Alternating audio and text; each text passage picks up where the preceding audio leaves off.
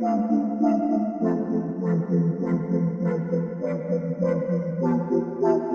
into Talk the Dog, the show where we find a bone to pick and a take to give. These are not hot takes. These is dog takes. Can I talk that dog? What's up? You really like that?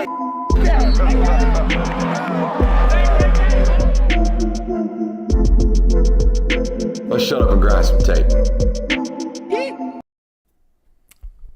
What is up, my beautiful people? Welcome in on a wonderful Thursday evening here on the Film Guy Network. It's a great time to be here. It's a great time for college football. Told you yesterday, don't sleep on the slate. We don't do it around here, and they got a big one in Athens this week between the University of Georgia and South Carolina. Hey, kicking off SEC slate and the SEC schedule, if you will, in a great way. With South Carolina coming to town for a 3:30 kick, CBS in town, nationally televised broadcast football game. Don't have to worry about YouTube TV. Don't have to worry about ESPN Plus. Don't have to worry about Googling how to watch, even though if you do, you should click on that SI link. All that good stuff going on this Saturday. And we got a great show for you. Thursday show, last show, best show here on the channel. So appreciate you guys for being here. Make sure you hit that thumbs up button, like, subscribe, rate, review, leave a comment, all that good stuff that helps support the channel.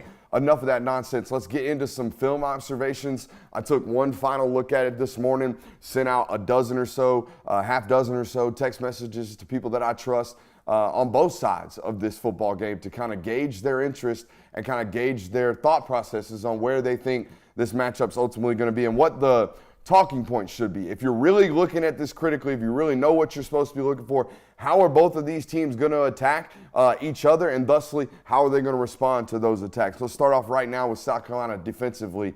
They are an extremely, extremely man-heavy football team, okay? The very few times the last couple of weeks I've seen them try to play zone coverage defensively, they've had lapses and they've given up major explosives.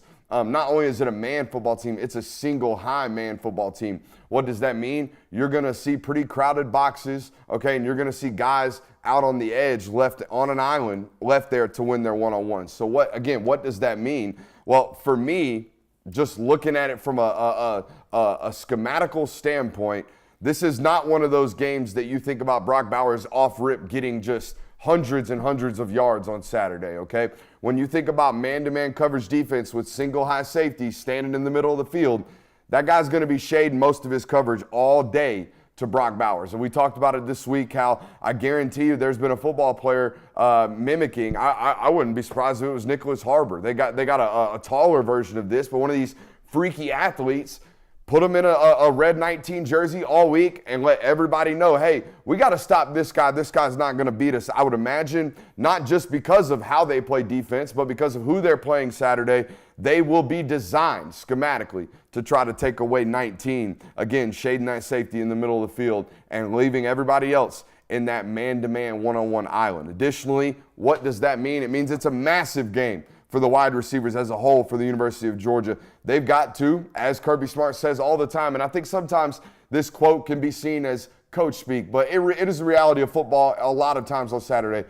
You've got to win your one-on-one. You've got to win your battle on Saturday, speaking for that wide receiver room entirely. The box is going to be heavy, okay? That strong safety is going to be hanging around in that box. It's going to look like there's six bodies standard. It's going to additionally be a seventh body near and around the box all day Saturday. That means the offensive line is not only going to have to play physical in the run game, account for all the additional hats in the box, but they're also going to have their head on a swivel in the passing attack game, because when you watch this football team on film, they rush 5, okay, on a down-to-down basis, which is not a blitz, that's a pressure, okay? A blitz is a 6th man added. They will blitz occasionally as well, but they're a standard 4 or 5-man rush football team, which means on a down-to-down basis, when Georgia throws the football on Saturday, all 5 guys got to win, period, point blank. If we want to add a 6th in with the running back, that's fine. You want to add a 7th in with the tight end, that's fine. But guess what? I told you they're a man football team. So when you play 6-man protection or 7-man protection, those guys who are responsible for covering that 6th and 7th guy, they're just going to add into the rush. We didn't change any net delta with regards to the count. You see what I'm saying? If we add 2 into the box and they add 2 into the box, it's a net neutral. You understand? That's what happens when man-to-man coverage football teams enter your football program or enter your dormitory, if you will, like they will on Saturday. So that's what it's about. It's about Dominic Lovett. It's about Ra Thomas. It's about Arian Smith. It's about those football players winning their one-on-ones, okay? It's the reason you did what you did this offseason. It's the reason it was vital and pivotal that Arian Smith not bother running track this spring, because you needed him developing on the football field and you needed him healthy this season. Bottom line, this football game is about two matchups. I want to talk about them offensively first before we get to that. I do like their chances of pushing this unit around. They gave up a tremendous amount of sacks to start the football season against North Carolina. I talked to a few people in the building today, like I said, building up to this segment, and there was such a lack of respect's the wrong word, because it's a tremendous amount of respect, right? That's the cliche around there, right? A tremendous amount of respect. Lack of respect's not the right word, but it's the one I'm going to use for this offensive line from South Carolina. They think this is as porous and as manhandleable as they will face in the SEC all year, outside of maybe Vandy. And even Vandy's pretty well put together from a line of scrimmage standpoint on the offensive side of the football. So they will control the line of scrimmage on Saturday from a defensive perspective. I don't expect South Carolina to be able to run the football in the slightest. All right, we'll talk a little bit later in the night or in the show about how South Carolina actually manages to maybe come out on top in this football game. We'll give you the recipe for success for them, recipe for disaster for the University of Georgia. Bottom line, this is about two matchups, okay, on either side of the football. One of my favorite things, and it's favorite because I laugh at it, it's actually one of my least favorite things. One of my least favorite things is when you go on Twitter and we got, Mr. Hot Take Artist doing unit versus unit as if Georgia's offensive line fitting to go out there and play South Carolina's offensive line. That ain't how football works. That ain't never how football works. So why does it matter if Georgia's offensive line is better than South Carolina's offensive line? The two units will never face each other. So why are you ranking them? Please stop doing that. If you want to really analyze a football game, do it like this. The matchup, like I just told you, man football team, South Carolina. Guess who else is a man two-high football team instead of a single-high football team? Georgia.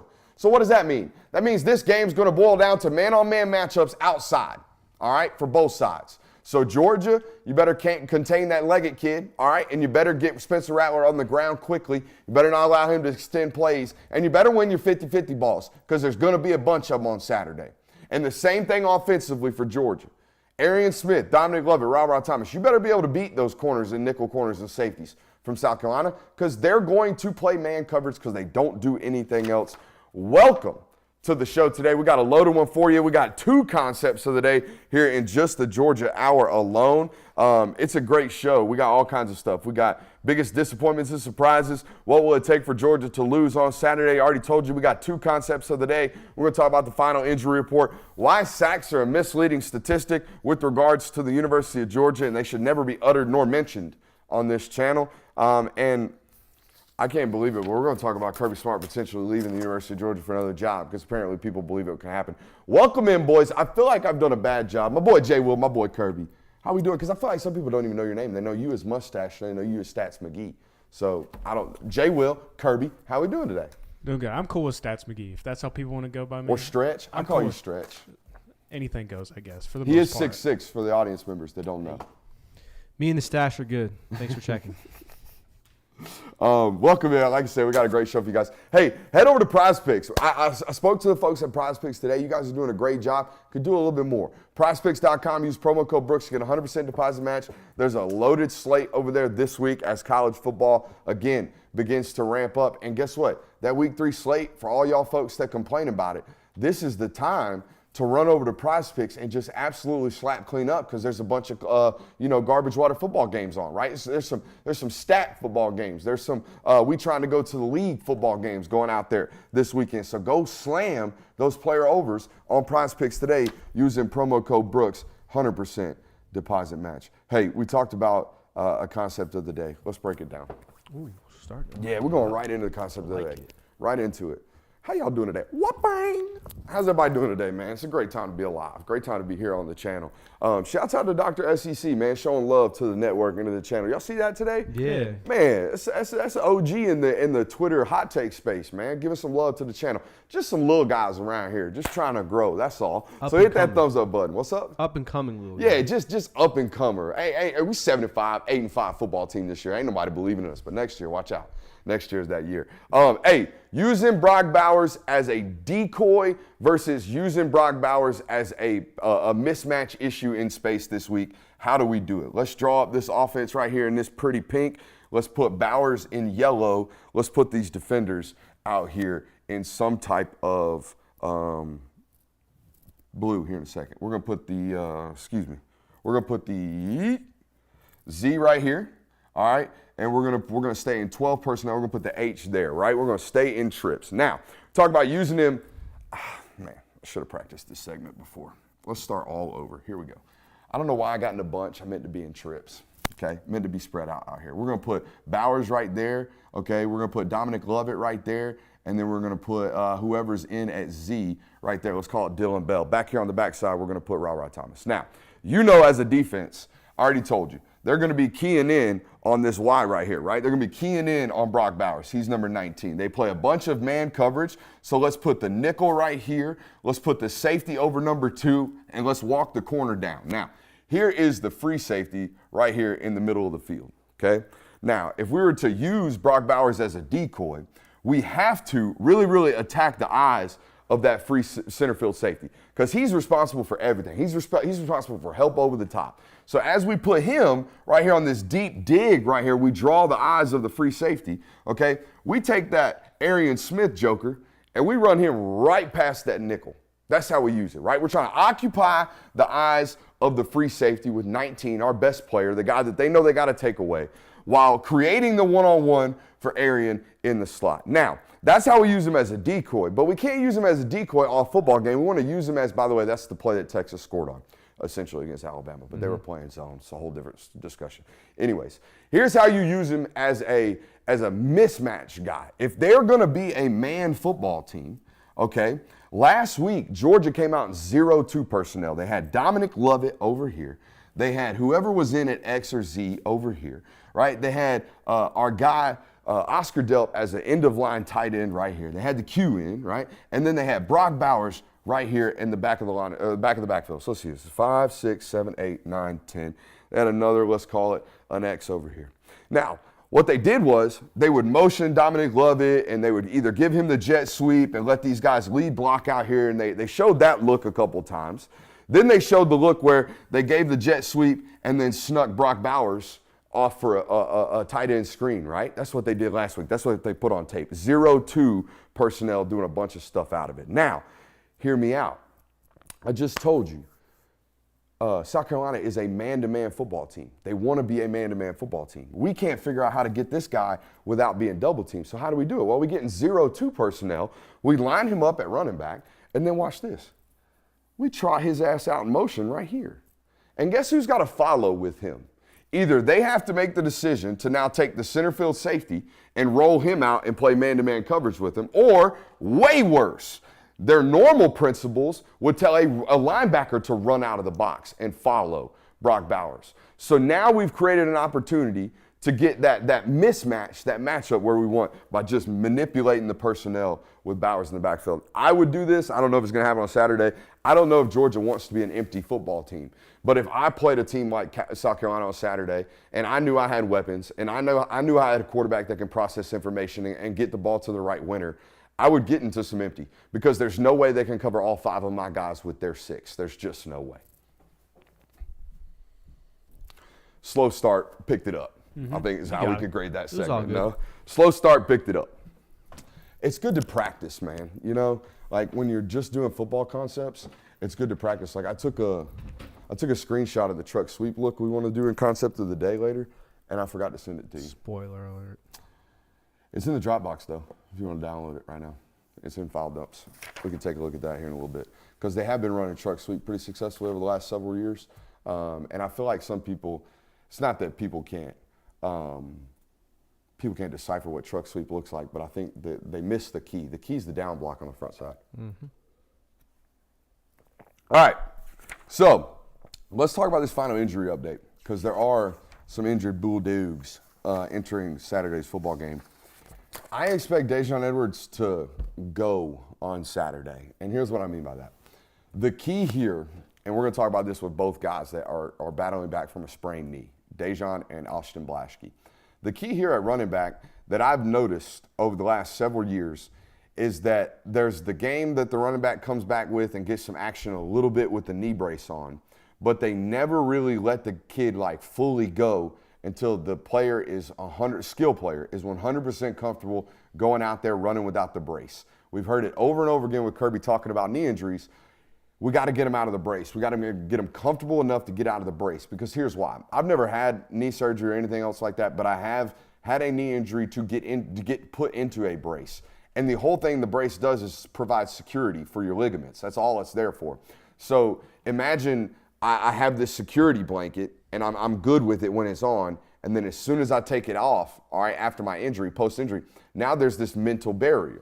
Right? And when we're talking about the running back position or any skill position in general, that is a position of sudden change at all times. And change that is not directed upon your movements, right? Offensive line, those guys get to move on their own prerogative, right? They're responding a little bit to the people in front of them, but they're not making drastic cuts, stop, on a dime type of cuts, jump cuts, things like that. Skill guys are. And the only time they're ever going to be out there doing it 100% is without a brace. And so that's what I'm looking for in pregame. When 30 comes out, does he have a brace on or does he not? And if he does, don't expect him to be out there to full usage of Daijun Edwards. If he doesn't, hey, it's go time. 30's going to get some serious run and some serious burn on Saturday. That's what I would be looking for. Now, it's not an end-all, be-all. Daijun might just tell coach, hey, I'm good to go. I just want to wear the brace because I want to wear the brace and I'm comfortable wearing the brace, so we're going to go out here and I need to play. It's an SEC game, I'm playing. It might be as simple as that type of discussion for Daijun, but I do expect him. He dressed last week. I expect him to get in and play some Saturday. I mean, Kirby said he was able to go. He did the classic, we could have used him in case of emergency, break glass type deal. Austin Blaschke, tough SOB. Tough dude. South Georgia, South Effingham, I think, is where my man's is from. Tough dude, dealing with a sprained knee, and he's different because he's an offensive lineman. Put that sucker on. I guarantee if Austin Blaschke's cleared at all, if Ron Corson's and the athletic training staff puts that decision on 58's hands at all, dude's playing on Saturday. Now, whether or not he needs to play on Saturday, I don't know. That's not my decision, but I promise you right now, he's going to be out there. He's going to be dressed, I would imagine, unless it's just – if it's that bad of a sprain, he won't be. But Austin Blaschke is the type of football player that will do absolutely anything to get on the football field. Not that all these guys aren't, but some of them have a little bit different insanity about themselves, and he'd be one of them. I don't expect Ladd McConkey to go at all this weekend. I expect him to be in street clothes again. Kirby Smart said this week, Tuesday it was, that Ladd's not been able to practice at all. So, yeah, it's something that flared up mid-camp, I think second, third week of camp, something like that. And it's been a day-to-day. It's been a very touchy issue. Don't even know what the medical diagnosis of it is because we haven't gotten word of it. And the one thing, I do a lot of digging. I don't do digging on much medical information. If you're over on patreon.com/Brooks Austin, you ain't over there to find out the latest IR update. That's just not what we, mainstay in over there. But you should head over there anyways, patreon.com/Brooks Austin. I don't expect Ladd to play Saturday. We talked about what that meant for the offense a little bit yesterday. Do you guys have any thoughts on Ladd? I mean, here's what I will tell people. The 4-game stretch last year when Ladd was struggling, your offense struggled. Your offense was anemic at times last year during that stretch. That stretch between, it was Auburn on through Missouri, essentially. It started with Kent State. When he dropped the 2 punts. Correct. Or he dropped the punt and the touchdown. Yeah. So, but I mean, when you have a roster like this, even if Ladd goes down, you should have guys step up. Losing Ladd McConkey shouldn't be a death sentence for your offense. So I think that's where you got to be at this point. I mean, still a tough loss. It's noticeable when 84 is not on the field for me. Mm-hmm. Like when he's not out there making plays, when he's not out there helping the offense, it's very noticeable to me. Yeah, I mean, like I said, that the 4 or 5 game sample when he was just struggling was noticeable. So it'll be interesting. This was the reason you went out and made the additions you did the offseason. I mean, it's not expert analysis right there, but I mean, it was from Kirby's end and the roster management side of things and the guys that are in that scouting department. And that's one thing that, I mean, we could sidebar here. That's one thing that has drastically increased since the portal has come around. The need for your scouting and developing department to identify the traits that are required to have success at your program, right? There are a multitude of people at Georgia whose job is to siphon through other film. That's what they do. They watch Texas, Alabama. They watch the random Big Ten game that you're watching. They're going back to watch for you know what they're watching for. They're going back there to watch for elite players that may or may not hit the portal later on in the year. Everybody's doing it. Everybody is studying every roster far more than they ever did. By the way, shout out to Catapult. Y'all know them sports bras all them football players be wearing? They got them GPS trackers in them. Yep. Well, what a lot of people don't know is that Catapult also bought XOS Digital. XOS Digital is an All-22 company that owns the All-22, but they don't just own the All-22. They also input the All-22. So if you've ever played high school football, you know that they film the game, and then one of the coaches has to input all those MP4s and all the data into Huddle, right? They go in there and they say, well, this is pro right trips. The play is XY, or, shallow cross. The result is this. They put on all these data points. Well, XOS Digital and Catapult Sports do all of this for all of the Power 5 and all of FCS football. So they compile all of this data for these guys. So when, for example, Tyke Smith entered the portal, okay? Well, Georgia coaches just went into their little system and they said, all right, well, I want to see how many times Tyke Smith was put in the nickel playing man coverage on 2nd and long, obvious passing downs. That's how elite these staffing systems have become nowadays. So a little tidbit there on college football for you. I don't know where you'll get that kind of information anywhere else. So there you go. Yeah, that's insane. It's insane's the way I thought about it. Yeah. Like absolutely insane. And a dream of mine. That would be an absolute insane dream. Which is what most of these scouting departments are. You apply for one of these jobs and that's what you ultimately do. You sit in a hole and you sit in a tunnel and you're just in there grinding tape. Like literally that's all you're doing. Over and over and over again. Sounds familiar. Yeah, it does. Not to do this, but how many times y'all get weird ass text messages from me at like 2 o'clock in the morning? Yeah, I mean, every other day maybe. It's pretty occurring. I would say it happens pretty often. Yeah. Wake up in the morning like, oh, Brooks texted us. Oh, at 2:30 in the morning. Hey man, when we talked about it the other day, not that I'm successful, but successful people have obsessive traits. I'm obsessive about this. There's no doubt about that. And tools like that allow people to be obsessive.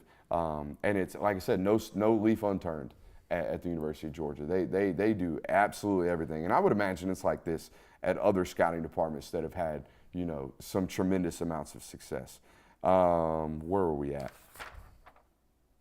We were going over injury report. Oh, yeah, we're at the bottom of the injury report. Austin Blasky, don't expect him to go. Told you about Ladd. Javon Bullard, Kirby said he practiced he was dressed out Tuesday. It didn't sound like he practiced, okay? And I'm not saying you have to practice on Bloody Tuesdays at the University of Georgia to play, but it's a pretty damn good indicator, it's particularly for defensive players, particularly with skill position players with foot injuries. We didn't hear Javon was out in a non-contact and he participated, which very well could have been the case. You never know with Kirby. I personally, this is break glass. This is break in case of emergencies. If David Daniel and Dan Jackson are just getting exposed, then Bullard goes out there. But otherwise, keep him in the bubble wrap. You don't need him. Do you think at some point Kirby Smart's even like, let me get Dan Jackson, let me get David Daniel reps, because we know what Javon Bullard is. I mean, they know what Dan Jackson is to an extent. I mean, they need to find out what David Daniel is. Mm-hmm. They need extensive reps. Yeah, I'm just saying guys you're right. Yeah, guys on your depth chart to figure out who they are. Yes. No, I mean, he even said it. I mean, he questioned the depth or the conditioning levels of the starters the other day, but we know how this works. I mean, at the beginning of the year, who they look like or what they are personnel-wise will look totally different come November because football, right? Because of injuries. Wow. They're going to have, I mean, for you guys, y'all want me, I don't want to jinx nobody, but they're going to have some type of injury. You know they are. So, yeah, building the depth when you possibly can in a situation like this is not a bad idea. You're 100% right. I just don't, it's not normal for skill guys to play through not labeling it, looked to me like some type of ankle sprain. It happened like third play of the game. He's playing deep safety. He comes down, helps out on a tackle. His foot kind of gets twisted up real weird on the bottom of the tackle. Next 3 or 4 plays, tries to limp through it, eventually comes off and doesn't come back onto the field. So was immediately in an air cast on the sideline. We all, if you've ever had an ankle injury, you know why. It's to control the swelling. That's it. It's not to indicate any broken bones or anything. It's just to control the swelling. They allowed him to go back out there and walk on it weight bearing. They didn't go check any MRIs or do anything, x-rays or anything like that. So sounds like a standard ankle roll. Definitely could tape it up and play through it, but why need? Yeah. You know what I mean? Do it in case you need it. So yeah, that pretty much does it for your injury report with regards to guys who are borderline. Braylon Wilson back full speed. He played in a knee brace last week. Going to see whenever he takes that off. But had somebody ask me about that the other day, about how he looked. I haven't had a chance to completely dive into that. I'm intrigued though, for sure. Where should we go next? Do we want to talk about why sacks are a bull crap stat? Should we talk about how Bama fans are a bit crazy? Or should we talk about what it will take to lose on Saturday? I like that one. Yeah, we can go ahead and get All that right, one. let's go there. Let's talk about what it might take to lose on Saturday. Boys, do y'all want to go first? I feel like I've been talking for the first 35 minutes of the show. Yeah. You want it, Jay Will? Yeah, I'll go ahead and go. I think the obvious one is for Georgia to lose, they're going to have to turn over the ball a couple times. Like, there's going to have to, like a pick six type thing. I wanted to, this is why pre-show meetings are important. I didn't want to script this out, but I wanted to go, all right, one rule, like or one thing's on this list for sure. 1, 2, 3. Turnovers. And we'd all say it because it's number one on my list too. Number one on yours? Yep. All right, so 3+. turnovers. What are the 3+. other things? Glad I got the obvious one out of the Yeah. way. South Carolina's going to have to hit multiple explosives. I mean, talking like a couple of them probably have to end up in the end zone, not just get you down to the other side of the 30-yard line or anything like that. Like, you are going to have to hit deep shots that end in 6 points. So I think not just win the 50-50 ball. Win the 50-50 ball, have the corner slip and fall as he's trying to tackle Leggett. Leggett runs another 30 yards for a touchdown. Yeah, absolutely. And I think it's going to take Spencer Rattler having his best game of the season. Not that he's played poor or anything like that. Obviously, he's been one of the best quarterbacks in the conference, one of the most consistent so far this year in the country. You're talking about like Heisman moment. Yeah, type like game. 4 touchdowns, probably that type of deal, 450 yards, something around, just stupid numbers. Spencer Have Rattler. folks out here doing the Spencer Rattler mocked in the first round stuff on Monday. Yeah. Yeah, that type of game. What you got for me? All right, so other than obviously turnovers, I said Georgia's got to be wildly unsuccessful in the red zone. Yeah. 3 points is a lot less than 6. Lots of settling. Yeah, if you get down, you get in the red zone 3 times, you come away with 9 points. That can be huge. I think another thing South Carolina has to do is start fast and kind of force Georgia to play catch up a little bit. You jump out to a 14-3 or a 10-0 lead, kind of put pressure on Georgia, take away the running game a little bit, force Mike Bobo to start dialing up actual pass plays. I think that's going to be a big component of it. And then the other one I have is you need a lot of Georgia players to get injured. Like, that's not good. Obviously, you don't want that to happen, but I think that's one of the only ways that you really see South Carolina take care of business here is if you lose Ra Thomas, if you lose another running back, if, God forbid, Carson Beck gets hurt, or like a Michael Williams, or someone on the interior defensive line that kind of just allows South Carolina to start exploiting them a little more. I think that's what you need. So lots of turnovers, lots of explosives, and lots of injuries. Yeah. That's what you guys boiled it down to? Perfect storm. I didn't say injuries. All right, so turnovers were definitely on my list. I also mentioned the 50-50 balls. Yep. And we talked about it last night. Of all, maybe Alabama scares you this way, Ohio State scares you this way. They earned that. They've earned that. They've recruited that way. They've had quarterbacks like that. They got first-round draft picks at those positions. South Carolina guys seem to get behind you that end up in the 4th round. You know what I mean? Josh Vann was undrafted last year, I believe, or maybe he's back. I don't know exactly the point. Josh Vann had 120 yards against you guys or something like that last year. And we talked about Brian Edwards. Brian Edwards gave you 100 yards 3 years in a row. South Carolina always seems to have one of these guys. But that game and the result of those offensive drives are just that. It's like, hey, we got 3 points because we had a 50-yard completion and won a 50-50 ball. They're going to have to do that a bunch without turning it over, and that's virtually impossible nowadays with the way Malachi Starks is covering ground in the back end. Like, it's so hard. And you mentioned Spencer Rattler playing out of his mind. I think that's part of it. Like, if they don't turn the ball over and win a bunch of 50-50 balls and they change like 4 or 5 possessions, because you mentioned a bunch of settling for threes. You know what this team probably did more this week than ever? They probably grinded red zone period really freaking hard. I mean, because once you get in there, you're right. You have to be 100%. You got to score 6. Like, you have to. So I think the recipe for South Carolina putting points on the board is big 50-50 ball, get in the green zone, have your winner dialed up. Like, don't you dare call a single winner until you get into that area, because you only probably got 4 or 5 of them in your whole mainstay, all right? And a couple of them are standard Georgia beaters. You know, we get in a bunch and we run a little flare out in the flat while they're playing quarters. Like, there's a couple of them that everybody runs. Save those for when you get in the green zone or when you actually have some momentum. That's going to be a key. And last but most importantly, do y'all remember that time Alabama gave up 7 sacks to a really shitty Auburn team in the Iron Bowl in 2021? Yep. Y'all remember that? Oh, yeah. Right before the national title. And everybody, or not before the national title, right before the SEC championship game. And everybody and their mama, including me, was talking about how that Georgia defensive line fit to eat. I mean, Jalen Carter and Jordan Davis and Devontae Wyatt and Trayvon Walker and Nolan Smith and Quay Walker and Channing, they fitting to eat. How could they give up 7 sacks to Auburn on the road and think they fitting to come into an SEC championship game and do anything against the best defense ever assembled? They give up 0 sacks in that football game in the SEC championship game. They had the game of their damn life in that football game.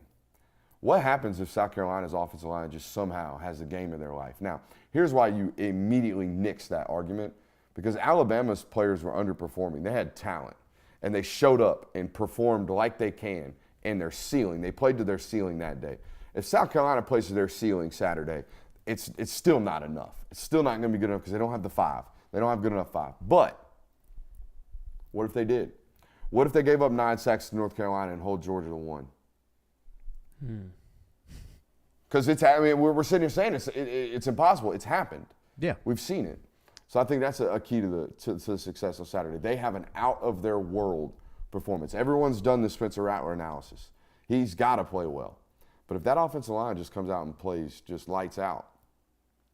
And when you think about games that Georgia has struggled in, like Ohio State, I wouldn't say Ohio State's offensive line played great, but they were managed, and C.J. Stroud managed to keep himself. Stroud played great. Yeah, C.J. Stroud played great, but he managed to keep himself upright. So I think that's kind of what you're going to have to see from Spencer Rattler is maybe your offensive line doesn't play phenomenal, but you do enough yourself to where you're protecting yourself and you're keeping your jersey clean to where you can go outside the pocket and make some plays. I think it's going to be honestly like Georgia wants you out. If you get flushed, they want you flushed. And that's the weird thing about playing them. And we've talked about it a little bit this week with rushing with integrity versus rushing to scramble the guy.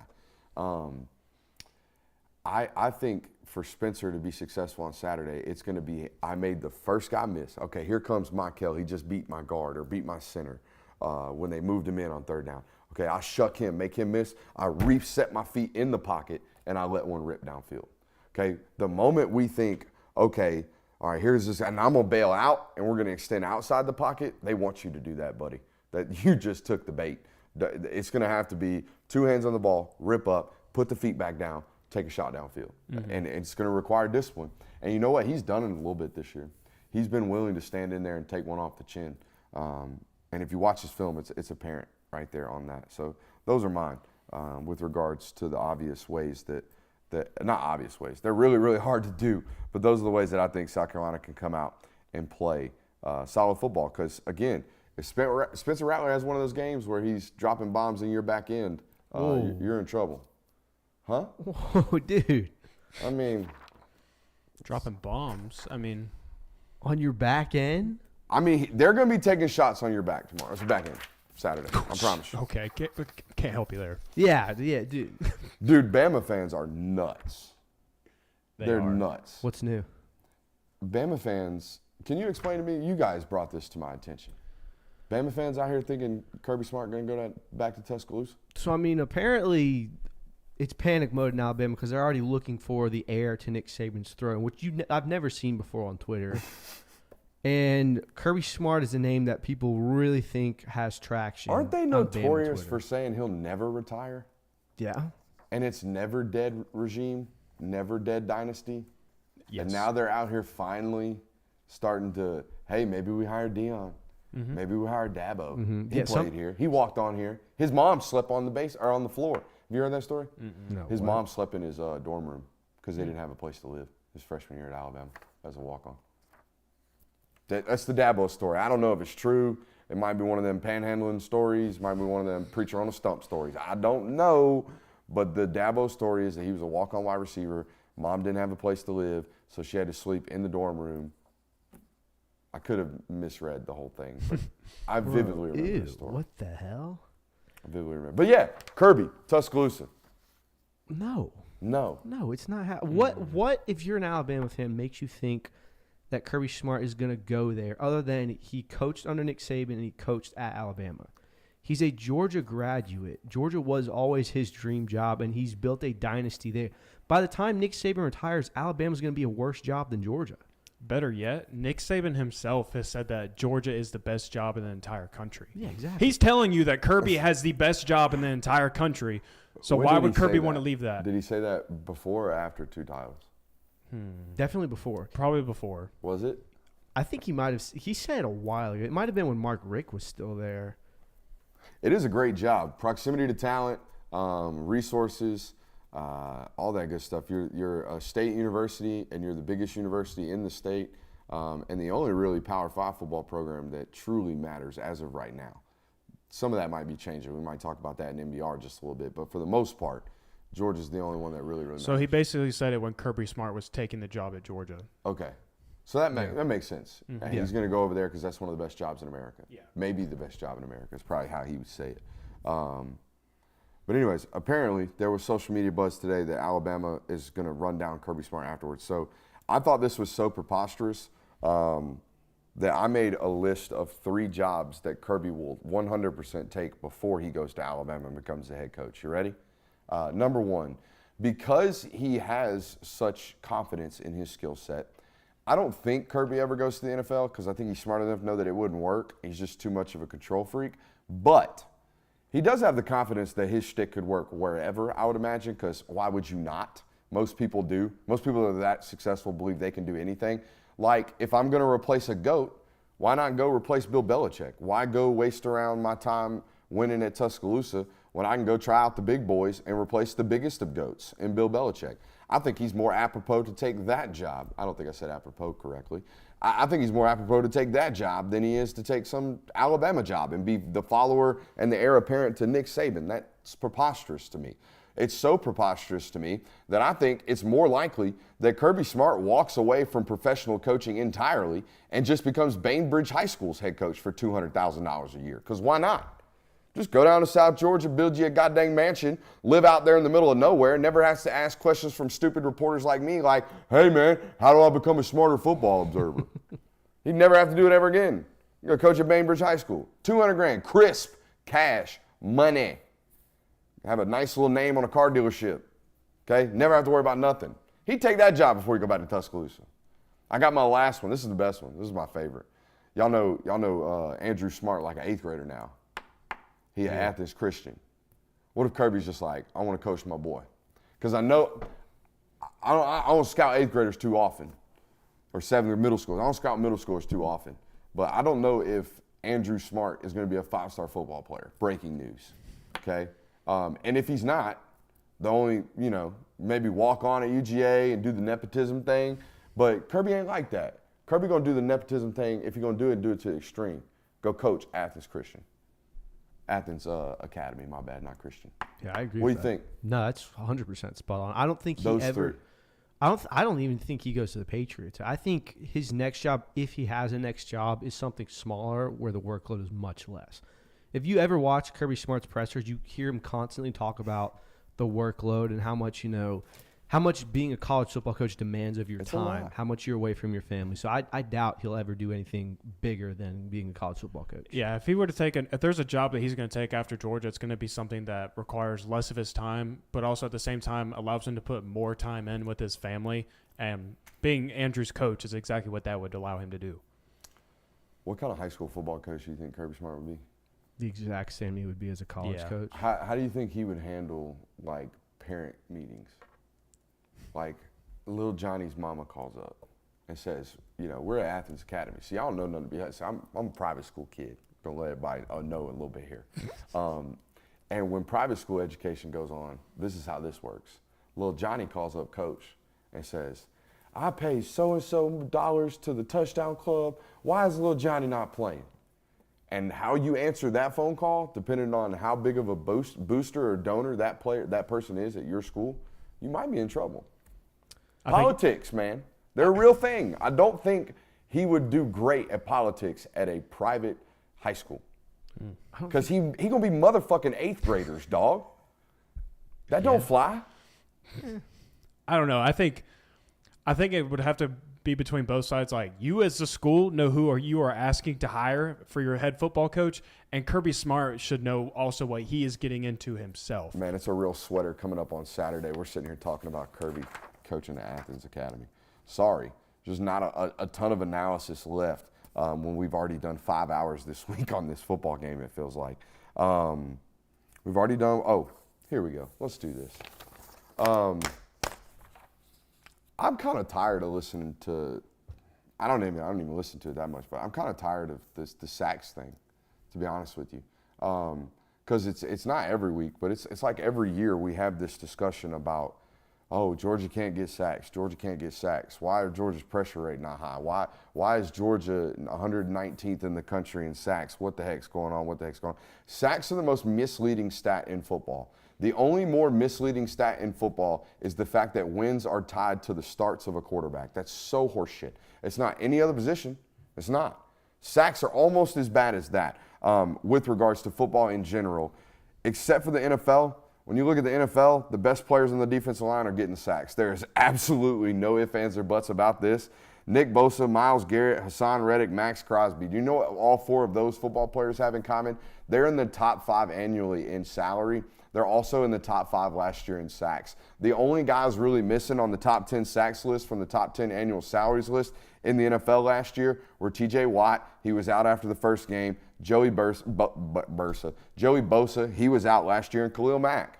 Khalil Mack's the only one in the top 10 in both the he's the only one in the top 10 in annual salary that is not in the top 10 in sacks last year.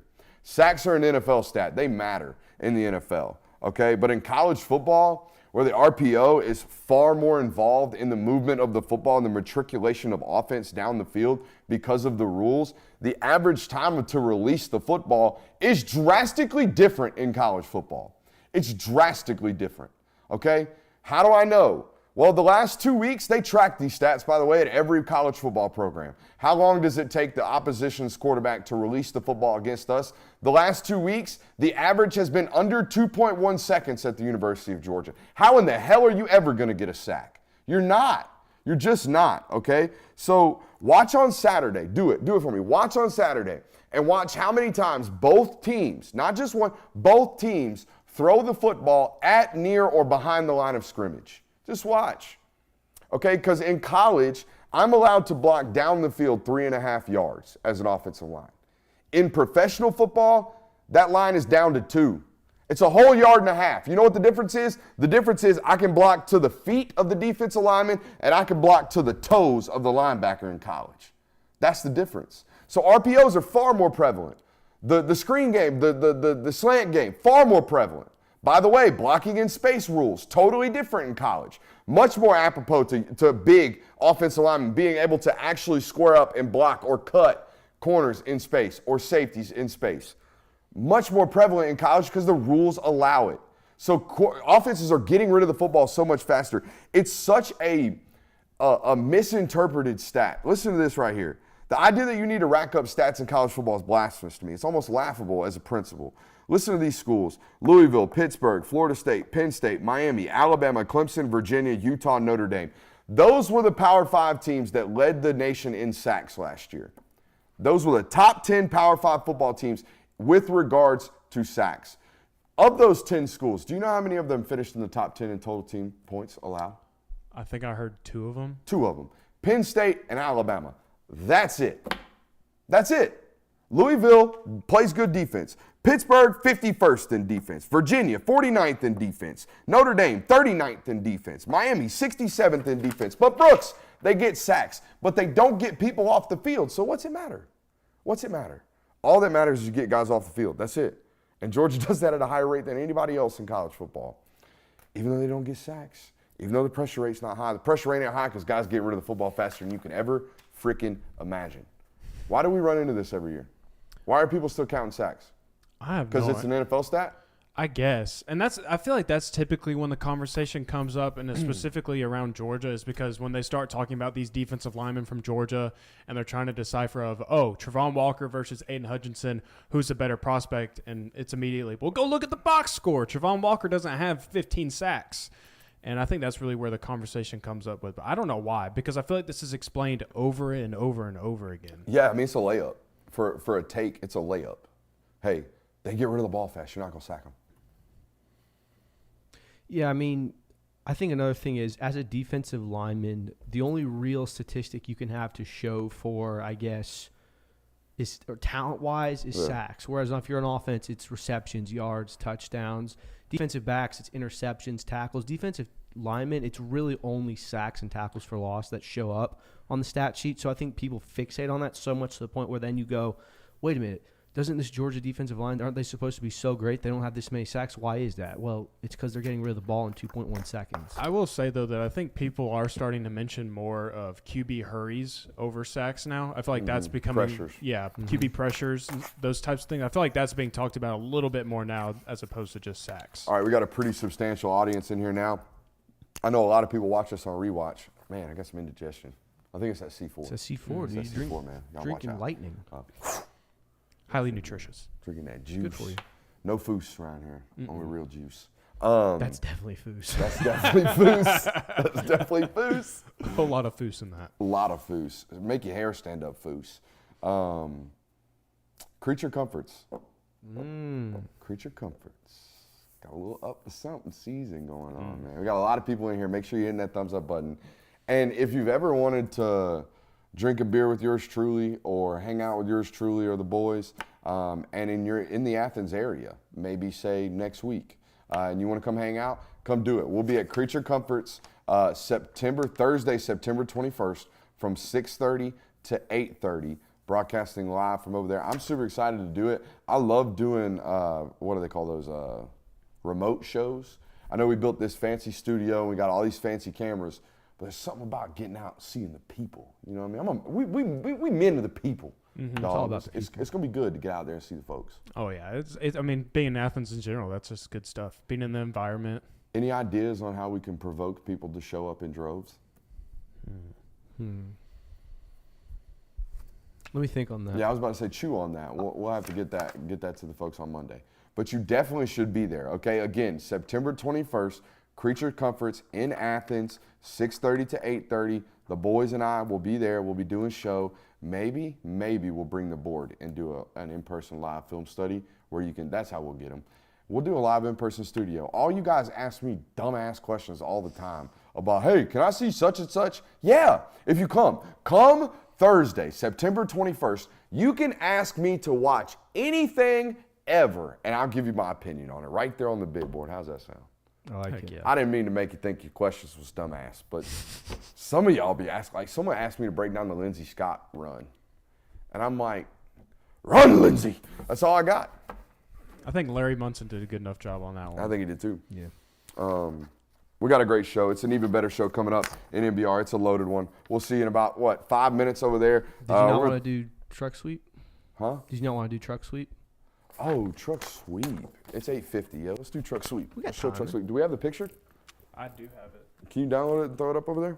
Hey, let's give you guys. Can we give them 3 right quick? I want to give you guys 3 right quick. Which one am I at? You're on 2. You're on 2. 1 and 2. I want to give you guys 3 for being just tremendous teammates. because that's how I feel y'all are. Y'all are teammates to this little mission we got going on here. And what I mean by that is y'all been showing up, man. Y'all been showing up and showing out on these shows, man. So make sure you're hitting that thumbs up button, all that good stuff. Here we go. Pin and pull, a.k.a. truck sweep, whatever you want to call it. I like to call it pin and pull because it's some pins and it's some pulls. Georgia did a little bit different this weekend. Normally, if you're covered or if the gap to your right is covered, you are blocking down. If you are uncovered, you are a pull. Meaning, hey, got nobody in our left gap, we should be, but we do have somebody in our right gap, we should be down. We do have somebody in our right gap, we should be down. We do have someone in our right gap, we should be down. But in this situation, with them playing a double two front right here, two out, everybody's got a guy in their gap. So Georgia free releases everybody. They pull everyone. Everyone gets out. Everyone gets out. Everyone gets out. Everyone gets out. All the big folks get out. Now, the whole purpose of this and the reason they're in such a condensed formation is to get as many bodies as we possibly can in as much of a congested area as we possibly can. Check this out. 1, 2, 3, 4, 5, 6, 7, 8, 9. 9 bodies right here condensed inside the box. There's a 10th one right here that you can't quite see that's standing right over Marcus Rosemi-Jack Saint. Now, the key to this play, we're not going to be able to show it to you, but the key to the pin and pull is the pin and having great athletes out on the pull. But without Mekhi Muse, that's right, Mekhi Muse being an absolute dog right here on number 3 and getting this really good down block and really solidifying this edge right here, then none of these pulls really actually matter. Right? If we don't emphasize this front side, if we don't close the gate on the front side, we can't swing it on the back side. All right? So this down block's the important part, but the whole key, right? The whole key is try to get as many people in the box as we can and beat them outside the box. Pin and pull. Nice and simple, right? Yeah. Very simple. Georgia's been running that for years, honestly. The first time I remember seeing it was against Florida in 2020. Zamir White takes it for 80 to start the football game against Florida. You remember that one? They've been doing that. They've been doing toss sweeps since the days of Herschel Walker, which is a little different, but yeah, toss sweep is very similar to Lombardi's, halfback sweep. That's when you got a fullback in there. Yeah, that's also when you're actually legitimately under center tossing the ball out. It's simple. Get everybody in, attack the edges. I personally would like to see truck sweep run with. I ain't gonna do it. Cash Jones. Can we stop running it with Roger Robinson? Roger Robinson, great in between the tackles, okay? But if we're going to put somebody in space, let's put somebody in space that can take it to the crib. Y'all feel me?